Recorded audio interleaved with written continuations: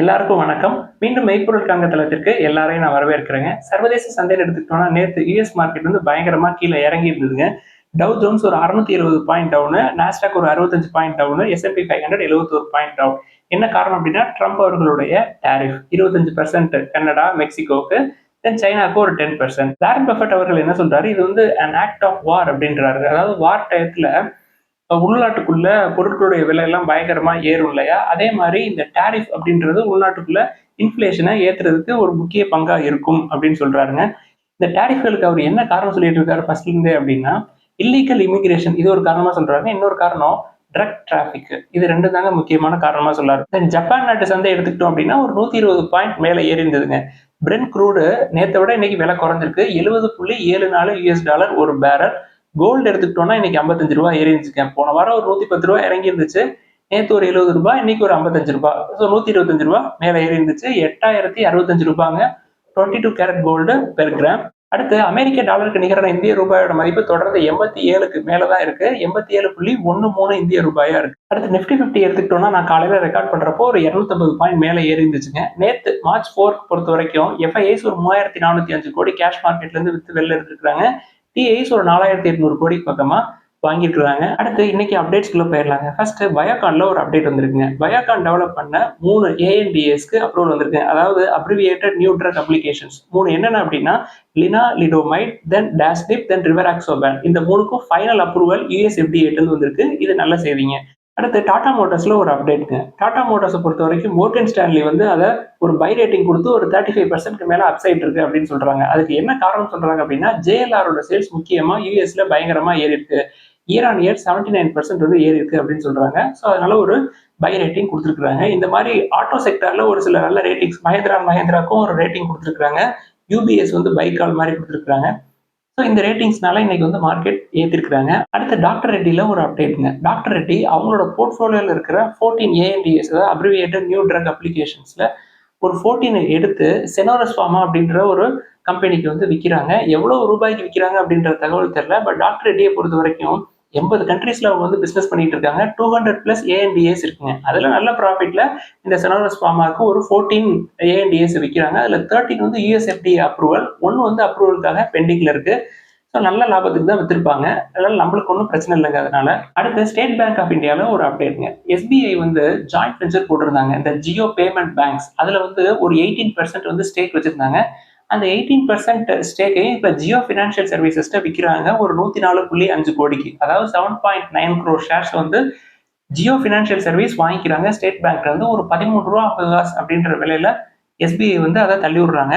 RBI அப்ரூவலுக்காக wait பண்றாங்க. RBI approve பண்ண உடனே ஒரு 45 நாள்ல இது வந்து எக்ஸிக்யூட் ஆயிடும் அப்படின்னு சொல்றாங்க. அடுத்து 4 வீலர் செக்மெண்ட் எடுத்துக்கிட்டோம் அப்படின்னா நம்ம டாடா மோட்டார்ஸோட சேல்ஸ் நம்பர்ஸ் பத்தி பார்த்துருந்தாங்க. இப்போ ஓவராலா எல்லாத்தையும் பார்ப்போம். பிப்ரவரி 2024 கம்பேர் பண்றப்ப 25ல எப்படி சேல்ஸ் நம்பர்ஸ் இருந்திருக்கு அப்படின்னு பார்ப்போங்க. மாருதி எடுத்துக்கிட்டோம் அப்படின்னா பிப்ரவரி 2025ல 1% அப்புங்க.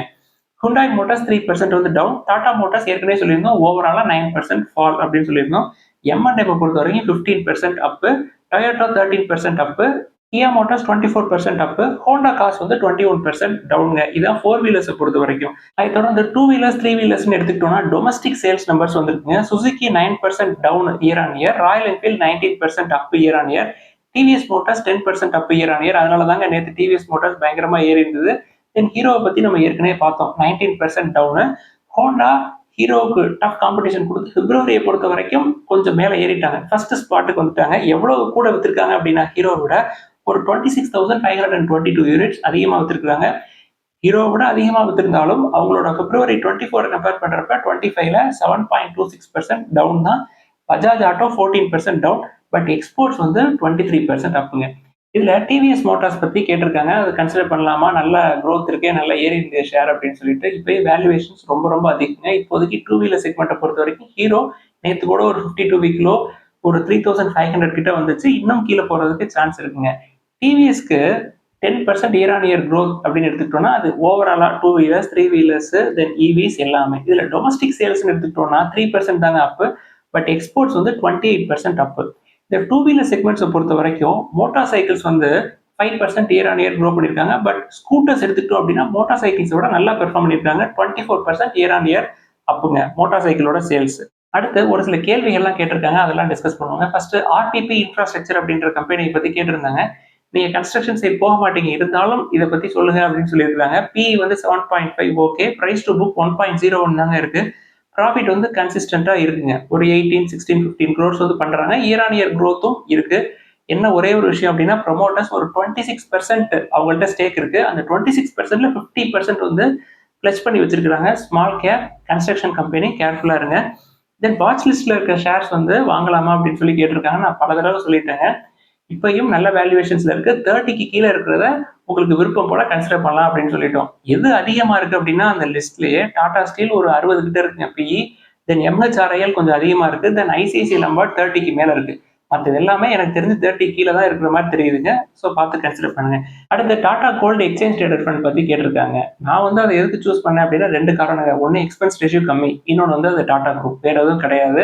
அது என்ன வேல்யூவேஷன்ஸ்ல இப்ப ரூ. 8 53 காசு அப்படின்னா அது என்ன வேல்யூவேஷன்ஸ்ல அதை பண்றாங்க அப்படின்னு சொல்லி கேட்டிருந்தாங்க. அந்த எக்ஸ்பென்ஸ் ரேஷியோ வந்து உள்ள ஆட் ஆயிருக்கும்.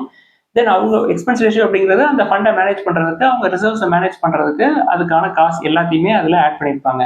தென் நம்ம வந்து எக்ஸ்சேஞ்ச் ட்ரேடட் ஃபண்ட்ல போடுறோம் அப்படின்னா அதை எடுத்து எதுல இன்வெஸ்ட் பண்ணுவாங்க அப்படின்னு சொல்லி கேட்டிருந்தாங்க. அவங்க ஒரு கோல்டு ரிசர்வ்ஸ் வச்சிருப்பாங்க. நம்ம எவ்வளவு வாங்குறோமோ அதுக்கு ஈக்குவலண்டான கோல்டு ரிசர்வ்ஸ் அவங்கள்ட்ட இருக்குங்க. இதான் வந்து ஃபண்டமெண்டல். அதை தொடர்ந்து கிர்லாஸ்கர் ஆயில் இன்ஜின்ஸ் பத்தி கேட்டிருக்காங்க. இந்த கம்பெனியை பத்தி பேசுறதுக்கு முக்கியமான காரணம் வேல்யூவேஷன்ஸ் நல்லா இருந்தாலும் டெட் டு ஈக்விட்டி ரொம்ப அதிகமா இருக்குங்க. 1.5 இருக்கு. தென் முக்கியமான விஷயம் ப்ரொமோட்டர்ஸ் கொஞ்சம் கொஞ்சமா அவங்களோட ஸ்டேக்கை விற்கிறாங்க. தென் எஃப்ஐஐஸ் கூட்டியிருக்கிறாங்க. அதாவது லாஸ்ட் 3 வருஷத்துல 370% மேலே ஏறி இருக்குங்க. இந்த கம்பெனியை பொறுத்த வரைக்கும் இன்னும் எஃப்ஐஐஸ் விற்க ஆரம்பிக்கல. பட் கேர்ஃபுல்லா இருங்க. பிரைஸ் டு புக் 3, வேல்யூவேஷன்ஸ் இன்னும் கொஞ்சம் மேலே ஏற்றி கொஞ்சம் கொஞ்சமா வித்தாலும் விற்பாங்க. அடுத்து ஐடிசி கன்சிடர் பண்ணலாமா அப்படின்னு சொல்லி கேட்டிருக்காங்க. மற்ற எஃப்எம்சிஜி ஸ்டாக்ஸை கம்பேர் பண்றப்ப இது ரொம்ப சீப்பரான வேல்யூவேஷன்ஸ்ல இருக்குங்க. அதனாலதான் இதை இன்னும் கன்சிடரேஷன் லிஸ்ட்ல வச்சிருக்கிறோம். 24 இருந்தாலும் கூட இன்னும் இறங்குறதுக்கு வாய்ப்புகள் அதிகமா இருக்குங்க. ஏன்னா ஐடிசி ஹோட்டல் ஷேர்ஸ் அவங்களுக்கு கிடைச்சிருச்சு. அதுலயே அவங்களுக்கு ஒரு நல்ல லாபம் வந்திருக்கும் ஐடிசி ஷேர் ஹோல்டர்ஸ்க்கு. ஸோ அதுக்கு ஈக்குவலண்டான பிரைஸ் இன்னும் ஒரு 50-60 ரூபாய் 320 325 வரைக்கும் கூட வர்றதுக்கு வாய்ப்புகள் இருக்குங்க. அடுத்து ஹிந்துஸ்தான் ஏரோநாட்டிக்ஸ் லிமிடெட், தென் பாரத் எலக்ட்ரானிக்ஸ் இதை பத்தி எல்லாம் கேட்டிருக்காங்க. ரெண்டுமே ஓவர் வேல்யூடுங்க. பாரத் எலக்ட்ரானிக்ஸ் 40 கிட்ட இருக்கு பிஇ. ஸோ ஹையர் வேல்யூவேஷன்ஸ்ல போய் மாட்டிக்காதீங்க. அடுத்து பால்மர் லாரி அப்படின்ற கம்பெனியை பத்தி கேட்டிருக்காங்க. இந்த பால்மர் லாரிங்கிற கம்பெனி ஒரு டைவர்சிஃபைடு பிசினஸ்.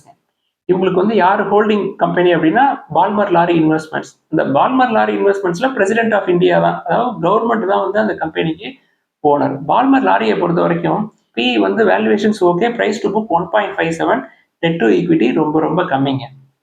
ஸோ இந்த பிஸ்னஸ்க்குள்ள ஏன் வந்து நீங்க என்டர் ஆகணும் அப்படின்றத இதுல தெளிவா சொல்லலை.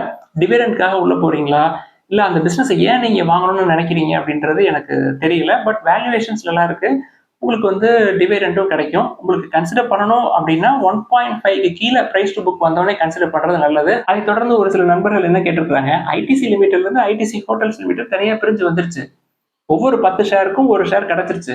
ஆனா அந்த ஐடிசி ஹோட்டல்ஸோட ஷேர் பிரைஸ் ஆவரேஜ் பாத்தீங்கன்னா ஒரு 600-700 காட்டுது. அது என்ன அப்படின்னு சொல்லி கேட்டிருக்காங்க. இந்த டிமர்ஜ் ஆனிச்சு இல்லையா, அதுல அக்விசிஷன் காஸ்ட்டுக்கு அட்ஜஸ்ட் பண்ணியிருப்பாங்க. ஃபர்ஸ்ட் திங் நான் எப்படி அப்படின்றத எக்ஸாம்பிளோட உங்களுக்கு சொல்லிடுறேன்.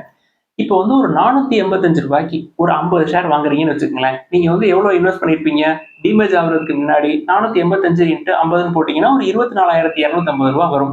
இதுதான் வந்து நீங்க ஐடிசி லிமிடெட்ல டோட்டலா இன்வெஸ்ட் பண்ற அமௌண்ட். இதுல காஸ்ட் அலோகேஷன் ஃபார்முலா படி 86.49% நீங்க இன்வெஸ்ட் பண்ணிருக்கீங்கல்ல, அதாவது டிமேஜ் ஆகிறதுக்கு முன்னாடி, அதாவது 24,250, அதுல ஒரு 86.49% அமௌண்ட் வந்து எதுக்கு போயிரும்னா ஐடிசி லிமிடெடுக்கு போயிடும்.